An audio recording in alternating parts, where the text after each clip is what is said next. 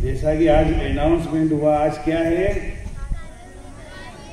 26 जुलाई को प्रतिवर्ष कारगिल दिवस मनाया जाता है।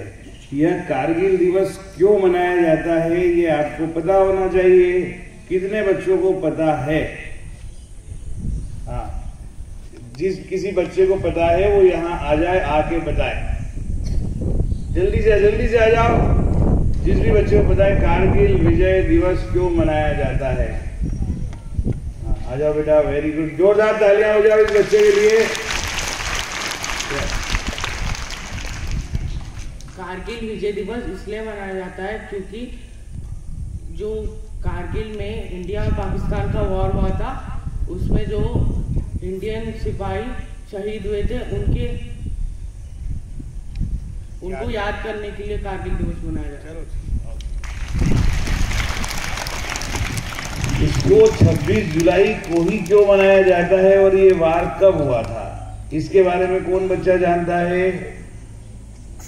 26 जुलाई को ही ये दिवस क्यों मनाया जाता है और ये वार कब हुआ था, ये लड़ाई कब हुई थी भारत पाकिस्तान की, जिसकी वजह से हम कारगिल दिवस मनाते हैं? किसी बच्चे को पता है? किसी टीचर्स को भी पता है तो बच्चों को ज्ञान देने के लिए, बताने के लिए आ सकते हैं। कोई शिक्षक इतिहास, राजनीति, अर्थशास्त्र, सामाजिक विज्ञान, ओके। अगर ये कारगिल दिवस पर ये ऐसे ही अवसर होते हैं कि जब बच्चों को ये सारी चीजें बताना चाहिए, है ना। ये समझ लो आपका सबका सोशल स्टडीज का पीरियड चल रहा है, ओके। किसी बच्चे को पता नहीं है, किसी को याद आ जाए बीच में तो बता देना। मैं थोड़ा सा आप लोगों को बताना चाहूंगा। आप जानते हैं हमारे देश में सबसे ज्यादा आतंकवादी घटनाएं कौन से प्रदेश में होती है? आप जोर से बोलो।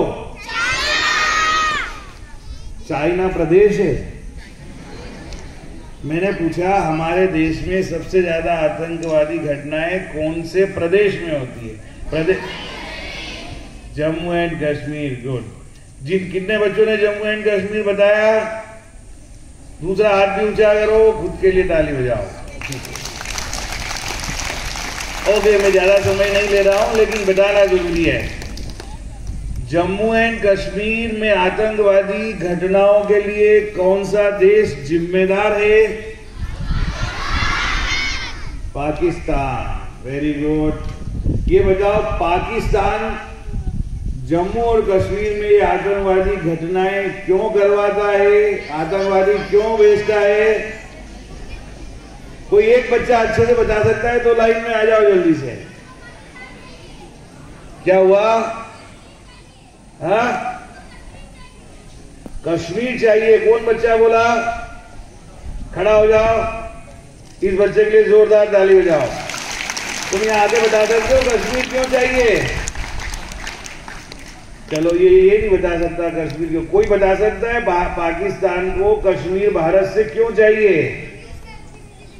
हाँ, इधर आ जाओ। चलो ठीक है, ओके। बोलो, बताओ। सर, क्योंकि वहाँ अच्छी वेजिटेशन है, एप्पल्स वगैरह उगाने के लिए, तो इसलिए ओके। इसने बताया वहाँ पे अच्छी वेजिटेशन है, एप्पल वगैरह होते हैं, तो वो पाकिस्तान वालों को सेव फल खाने का बहुत शौक होगा, है ना, इसीलिए उसको पाकिस्तान चाहिए। क्या बात है।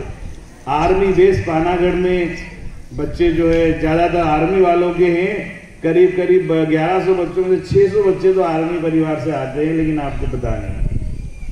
ये दुर्भाग्य हमारे देश का कि हमारे पेरेंट्स बच्चों को मोबाइल पकड़ा देते हैं, टाइम पास के लिए खिलौने दे देते हैं, बर्थडे मनाने के लिए होटल पे खाना खिला देते हैं, और खुद जो है सिपाही होकर, आर्मी वाले होकर भी 10 मिनट बच्चे के साथ गुजार कर ये नहीं बता पाते कि एक्चुअल में भारत और पाकिस्तान के बीच के रिश्ते क्या है ना। ये बहुत जरूरी है, ये जानना बहुत जरूरी है। हम किस परिवार से आते हैं, किस जाति और समाज के हैं, ये बिल्कुल महत्वपूर्ण नहीं है।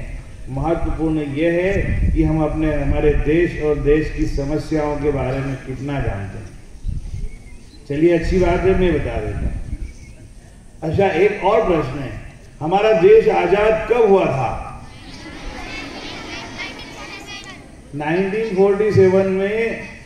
जिसको आता है वो बच्चा बता, केवल हाथ उठा, कौन सी तारीख को हुआ था? 15 अगस्त को। कितने बजे हुआ था? रात के 12 बजे या दिन के 12 बजे? दिन के 12 बजे। कौन कौन बोल रहे हैं? जितने बोल रहे हो खड़े हो जाओ। जो दिन के 12 बजे बोल रहे हो सब खड़े हो जाओ। ओके, चलो आप लोगों को कंफ्यूजन था, ठीक है, अच्छी बात है। तो हमारा देश 15 अगस्त 1947 को आजाद हुआ था।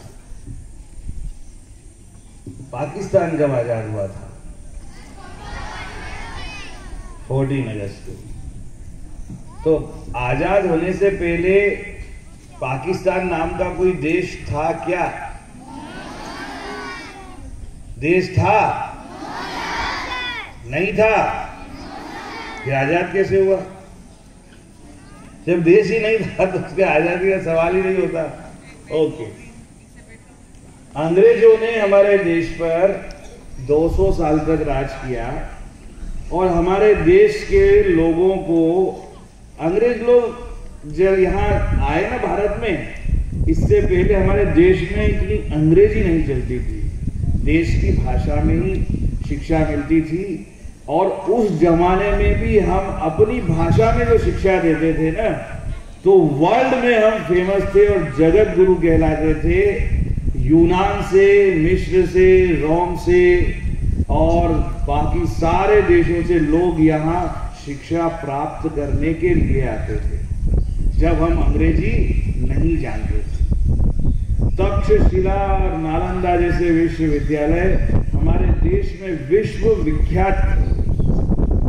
चाणक्य जैसे गुरु के संरक्षण में जिन्होंने राज किया, उन्होंने इस देश की सीमाओं को इतना बड़ा कर दिया था इस देश को कि उस समय जो चंद्रगुप्त मौर्य के समय में जो हमारा देश भारत था, उस भारत में आज का पाकिस्तान, आज का बर्मा है ना, आज के ये जितने भी ये आसपास के बहुत सारे देश है, करीब करीब 150 देश होंगे, वो सब भारत के ही हिस्से थे, है ना।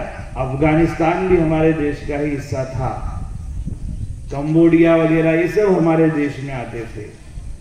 लेकिन क्या हुआ, जैसे जैसे हमने अपने देश की भाषा को, अपने देश की ताकत को दूसरे देश के आने वाले लोगों के कहने में आकर के भूलते गए, तो हम अपने देश की जो अस्मिता है, जो स्वाभिमान है, उसको खोते गए और धीरे धीरे इस देश के ढेर सारे टुकड़े होते गए, हमसे अलग होते गए। और सबसे ज्यादा प्रॉब्लम हुई अंग्रेजों के जमाने में, जब हमने अपनी भाषा, अपना भोजन, अपनी चिकित्सा सब कुछ छोड़ करके सब कुछ अंग्रेजी अपना लिया। लेकिन फिर भी हमारे देश में सुभाष चंद्र बोस, भगत सिंह, तात्या टोपे, चंद्रशेखर आजाद, खुदीराम बोस, रानी लक्ष्मीबाई, महात्मा गांधी, लाल बाल पाल, है ना, लाल मतलब लाला लाजपत राय, बाल मतलब बाल गंगाधर तिलक, पाल मतलब विपिन चंद्र पाल, ऐसे अगणित हजारों लाखों जिनका नाम भी हम नहीं जानते, ऐसे लोगों ने इस देश को फिर अंग्रेजों से मुक्त कराने के लिए लड़ाई लड़ी, जेल में गए, कई लोगों को फांसी हो गई, कई लोगों को जमीन में गाड़ दिया गया, कई लोगों को तोप के मुंह से लटका कर गोला भर के ऐसा फोड़ा कि उनके चिथड़े उड़ गए। लेकिन ये लोग जानते थे कि हमारा देश अगर आजाद होगा तो फिर से हम एक बार जगत गुरु बन जाएंगे और इस देश के हमारी आने वाली पीढ़ियां, छोटे छोटे बच्चे है ना, जब केंद्रीय विद्यालय में या किसी विद्यालय में पढ़ेंगे और हमारी चर्चाएं हो रही होगी, तो फिर वो अपने देश को वापस जगत गुरु बनाने के लिए महान बनाने के लिए आगे बढ़ेंगे और वो उनके मन में स्वाभिमान होगा कि हमने जो अपने प्राण दिए, अपनी जिंदगी दे दी, कोई सुख नहीं भोगा तो कोई बात नहीं है ना, लेकिन वो कम से कम प्रेरणा तो किसी के लिए बन गए। तो ऐसा हमारे देश के साथ हुआ, हमारे देश के लोगों के साथ हुआ। और उस समय पाकिस्तान नहीं था, भारत पाकिस्तान अफगानिस्तान सब एक ही थे, लेकिन बीच में ये जो कश्मीर है, कश्मीर जहाँ पे लोग अभी कश्मीर इसलिए नहीं जाना जाता, लोग इसलिए नहीं जानते उसको कि वो हमारे देश का स्वर्ग है। कश्मीर हमारे देश की शान है। भारत का जो हिस्सा है, जो नक्शा है, उसमें वो मुकुट के समान विराजमान है। इसके बारे में, इसकी हिस्ट्री के बारे में लोग नहीं जानते, इसलिए जानते कि नई नई शादी होती है तो हनीमून मनाने कश्मीर में जाते, कहीं घूमना फिरना है तो पर्यटन के लिए कश्मीर में जाते। असली कश्मीरियत क्या है, कश्मीरी पंडित क्या थे, वहां के राजा हरि सिंह कौन थे, इसके बारे में कोई नहीं जानता। चलिए मैं ज्यादा इसमें ना बताकर इतना केवल बता रहा हूं कि कश्मीर इस देश का स्वर्ग माना जाता रहा है प्रारंभ से ही, और वहां बहुतायत में मात्रा में कश्मीरी पंडित रहा करते थे। और उन कश्मीरी पंडितों के बीच में जो एक भावधारा थी भारतीय संस्कृति की, वो उनकी इतनी बेहतर थी कि दुनिया में वो कश्मीरी चीजें जो है प्रसिद्ध थी, कश्मीर की संस्कृति प्रसिद्ध थी। वहां पर शंकराचार्य ने जाकर के तपस्या की थी, इसलिए वहां एक शंकराचार्य पर्वत भी माना जाता है। बहुत सारी बातें ऐसा बताते कि ईसा मसीह को जब सूली पे लटका दिया गया और वो वापस जिंदा हो गए, उनको रात में शायद उनके शिष्यों ने वापस उनको उतारा, तो उनकी जो चिकित्सा थी उनको पुनर्जीवित करने की, वो कश्मीर में हुई थी। कश्मीर के बारे में इतनी सारी बातें हैं कि कहे तो मैं कई घंटे बता सकता हूं, लेकिन हमें जानना चाहिए। इसलिए उस कश्मीर को पाकिस्तान, जब भारत और पाकिस्तान बना, क्यों बना?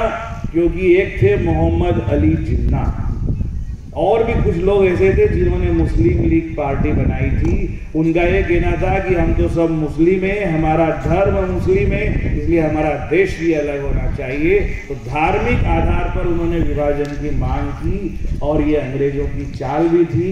लॉर्ड माउंटबेटन ने हमारे देश हमेशा लड़ता रहे, कभी सुखी नहीं रहे, इसलिए इस देश के दो टुकड़े कर दिए, एक का नाम पाकिस्तान और एक का नाम भारत। और कश्मीर पे दोनों चाहते थे भारत की कश्मीर हमारे अंडर में रहे, पाकिस्तान चाहता था कश्मीर हमारे अंडर रहे।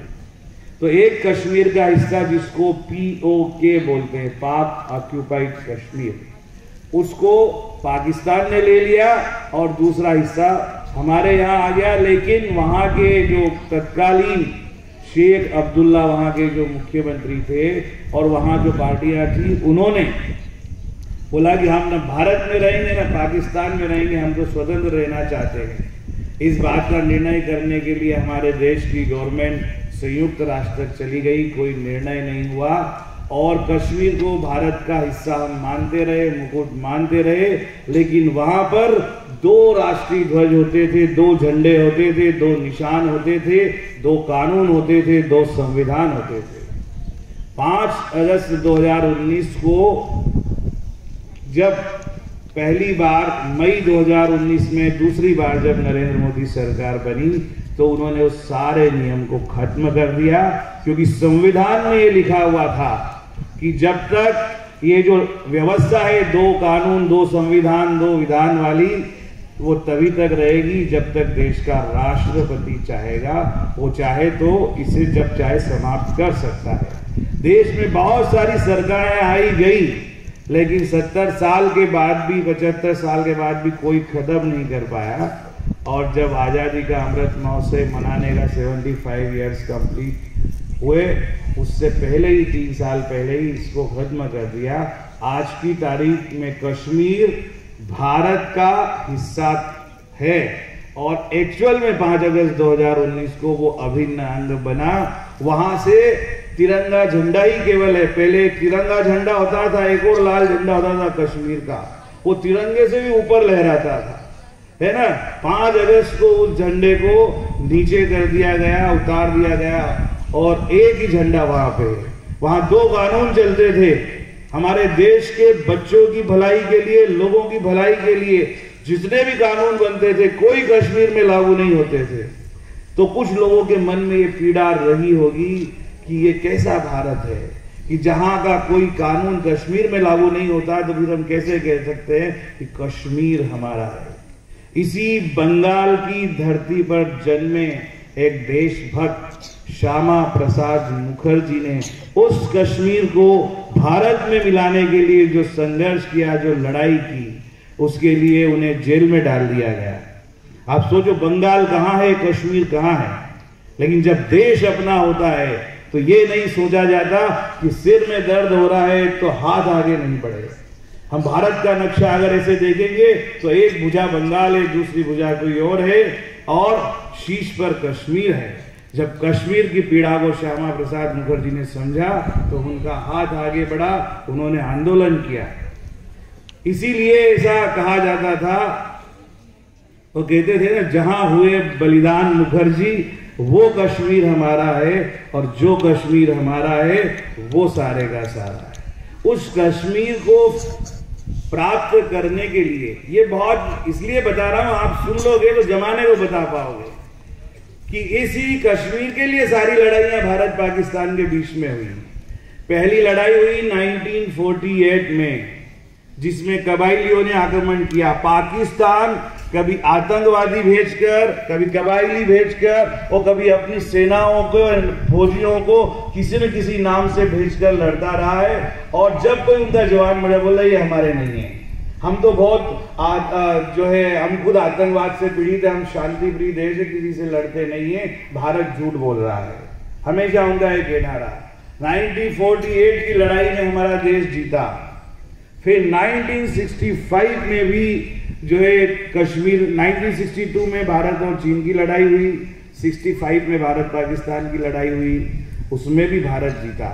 फिर 1971 में, 1971 में भारत और पाकिस्तान की लड़ाई हुई, है ना। उसमें न केवल भारत जीता बल्कि भारत ने पाकिस्तान के 90,000 से ज्यादा सैनिकों को बंदी बना लिया। और हम चाहते तो उस समय पाकिस्तान को अपना बना सकते थे, अपने देश में। हमारी सेनाएं लाहौर तक पहुंच गई थी।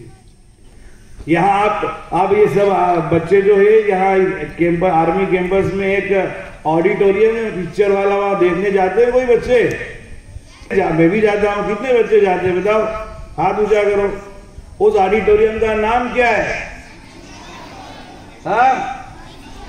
George Manekshaw auditorium. George Manekshaw कौन थे? हाँ, इनका क्या भूमिका थी इस भारत पाकिस्तान की लड़ाई में?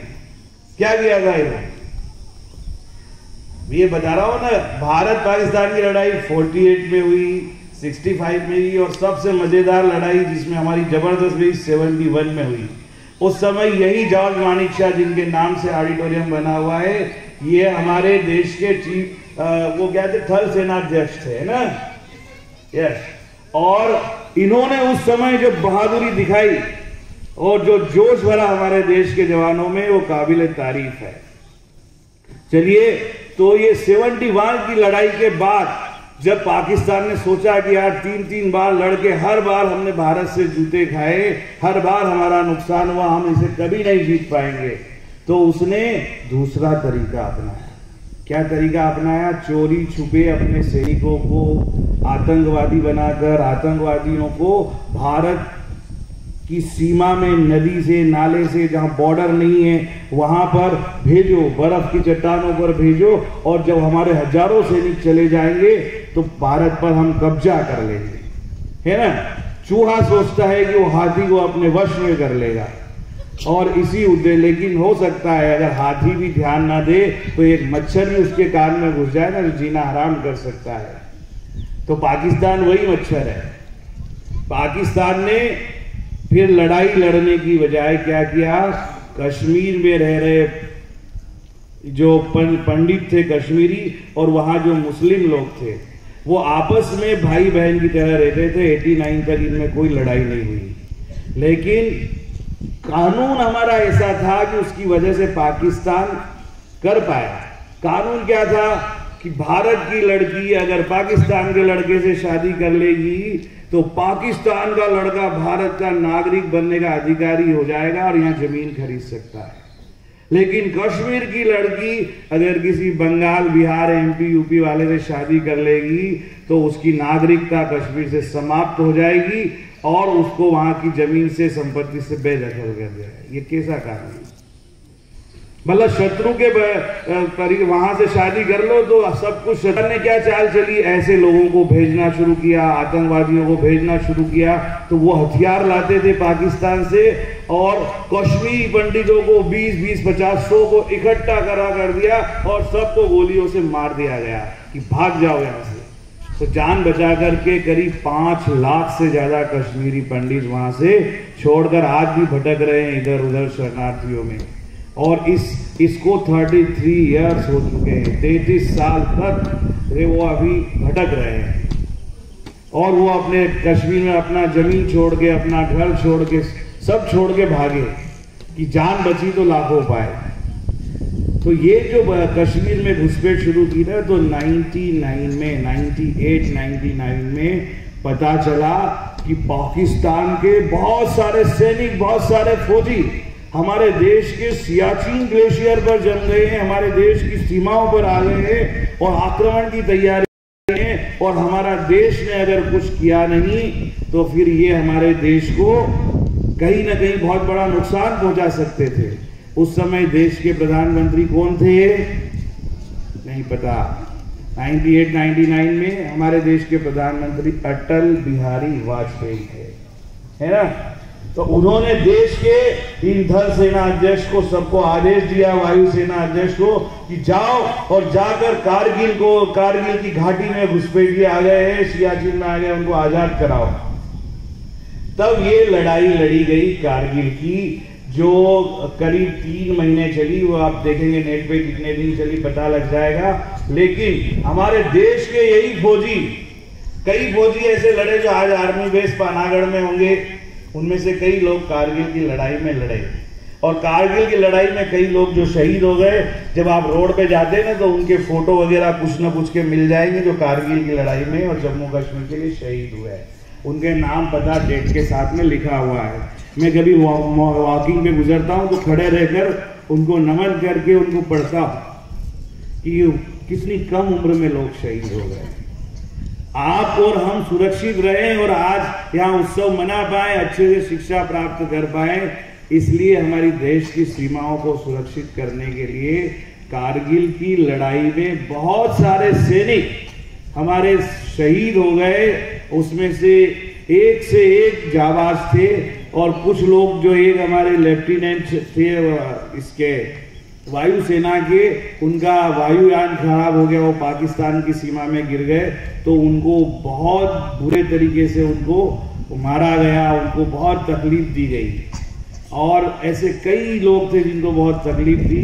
लेकिन अंत में हमारे देश की सेनाओं ने जो जोरदार लड़ाई लड़ी तो भारत की विजय हुई और 26 जुलाई 99 के दिन ये तिरंगा फिर से कारगिल की पहाड़ियों पर, कारगिल की चोटियों पर, सियाचिन ग्लेशियर पर लहराया।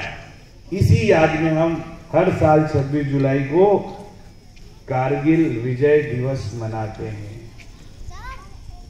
हाँ बेटा, 14 अगस्त में स्टार्ट हुआ था लड़ाई और लड़ाई करते बच गया था भारत का बाड़ा, इसलिए हम लोग 15 अगस्त में बनाते हैं। क्या नाम है तुम्हारा? खड़े हो जाओ। मीर आसिफ सर। क्या नाम है? मीर आसिफ। मीर आसिफ। मीर आसिफ के लिए जोरदार तालियां हो जाए।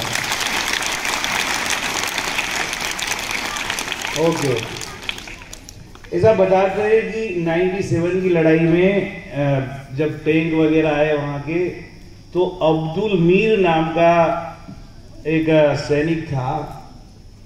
वो उसने निर्णय लिया कि अगर मैं मर जाऊंगा, ये जो वो एक बम वगैरह है उसको कुछ बोलते हैं जिसको हाथ रखते हैं वो माइंस, कि मैं अगर ये माइंस को लेकर के मैं इनके पाकिस्तान के टैंक के नीचे आ जाऊं और अपने आप को खत्म कर दूं तो हमारे देश के हजारों सैनिक मरने से बच जाएंगे और ये पाकिस्तानी जो टैंक है ये खत्म हो जाएगा। तो वो अब्दुल मीर या हामिद मीर नाम का जो सैनिक था वो आगे बढ़ा, वो माइंस को अपने सीने पर लेकर के, और वो जाकर के उस 97 के वार में उसने अपने आप को बलिदान कर दिया और उस टैंक पे जितने भी सैनिक थे और वो जबरदस्त तरीके से उड़ गए और पाकिस्तान के हजारों सैनिक जो है उन सब के खत्म होने के बाद पीछे हट गए। तो ये हिंदू मुस्लिम एकता हमारे देश की मिसाल रही है, लेकिन इस मिसाल को खत्म करने के लिए कभी इस्लाम के नाम पर, कभी जिहाद के नाम पर पाकिस्तान ने हमारे बीच में जो भाईचारा था उसको खत्म करने का सबसे ज़्यादा और लगातार प्रयास किया है। लेकिन हम आज भी किसी के बहकावे में आकर के आपसी हमने क्या कहते हैं कि हमने कभी भी अपने आप को अलग नहीं समझा। हिंदू मुस्लिम सिख ईसाई सब भाई भाई की तरह रहते हैं और यही इंसानियत है, क्योंकि हम इंसान सबसे पहले हैं, बाकी सारी चीज़ें बाद में। तो उस समय एक जब कारगिल विजय दिवस मनाया जा रहा था, सैनिकों के परिवारों की सहायता के लिए कारगिल राहत कोष बनाया गया था जिसमें सब अपने अपने हिसाब से दान दे रहे थे। उस समय मेरे एक श्रेष्ठ, मेरे जो प्रेरक है, जिनकी प्रेरणा से मैं देशभक्ति की कविताएं लिखता हूँ, उन्होंने अटल बिहारी वाजपेयी और सैनिकों के सामने एक कविता सुनाई थी और वो कविता सुनाने के बाद उनको अटल बिहारी वाजपेयी ने इमीडिएट कुछ लाख रुपए उनको एक राष्ट्रीय कवि घोषित करते हुए पुरस्कार के रूप में दिए थे।